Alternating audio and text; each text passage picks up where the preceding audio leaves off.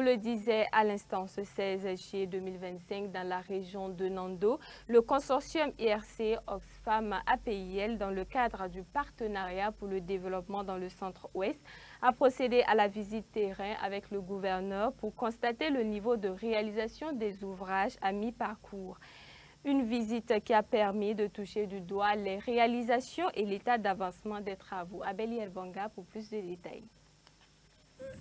Un poste d'eau autonome à haut débit réalisé au village de Guido. Nous sommes dans la commune de Réau, région du Nando, ex-centre-ouest. Ici, fini les éternelles angoisses pour les femmes pour se procurer leur bleu. Tout cela relève désormais du passé, car maintenant, l'eau potable est là et coule à Guido et les femmes sont heureuses. Vraiment, on souffrait. Pendant la saison pluvieuse, on souffrait. On ne peut même pas traverser le bout pour avoir d'eau. Donc, on vous remercie très beaucoup. Nous sommes très heureuses d'avoir une eau potable dans notre village. On vous remercie beaucoup. Au-delà des femmes, c'est tout le village qui bénéficie et le chef du village lui manque de mots pour dire merci aux donateurs.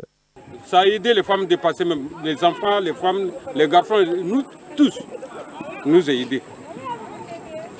Avant, c'était difficile? Avant, on est fatigué. Pour gagner de l'eau à boire, mais c'est dangereux. Donc, j'ai content d'y passer même. Cette réalisation est le fruit du consortium IRC Oxfam et APIL pour soulager les populations de la région du Nando et faire en sorte que l'eau, l'hygiène et l'assainissement soient une réalité dans la région. Que cet ouvrage va décharger beaucoup la population, ça va beaucoup les soulager, notamment les femmes en ce qui concerne la corvée d'eau. Quand on sait que quand on n'a pas d'ouvrage d'approvisionnement à côté, il faut parcourir beaucoup de distance, des fois au-delà d'1 kilomètre, on va porter en plus le récipient de prélèvement et le transporter jusqu'à la maison. Ça fait beaucoup pour les femmes qui se font souvent aider aussi par les petits-enfants. Et ce n'est pas du tout une situation aisée qui favorise le développement.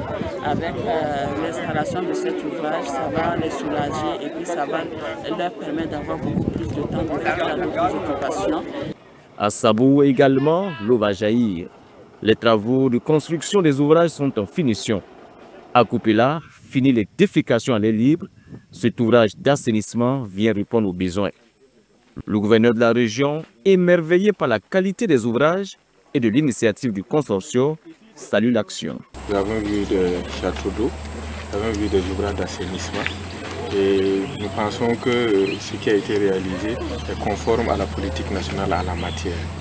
Ça a été l'occasion pour nous de remercier les partenaires et leurs bailleurs de fonds pour avoir choisi ces localités-là pour réaliser ces infrastructures. Ce que nous avons vu aujourd'hui, c'est un échantillon, parce qu'il reste 10 systèmes d'eau à réaliser dans les communes. Par exemple, la commune de Sourgou et la commune de Sabou ont des réalisations. La commune de Pouni, de Zawara et de Réau également auront des réalisations. Donc ces réalisations vont commencer donc à partir du mois de septembre. Et donc en fin d'année, l'eau va couler un peu partout dans tous ces robinets. C'est une visite des réalisations des ouvrages à mi-parcours du projet, un projet de 4 ans avec un financement de l'Union européenne à hauteur de 2,5 milliards de francs CFA. Ces réalisations s'inscrivent dans le cadre du projet OKDB. Il vise à améliorer le taux d'accès à l'assainissement et l'hygiène dans les villages bénéficiaires.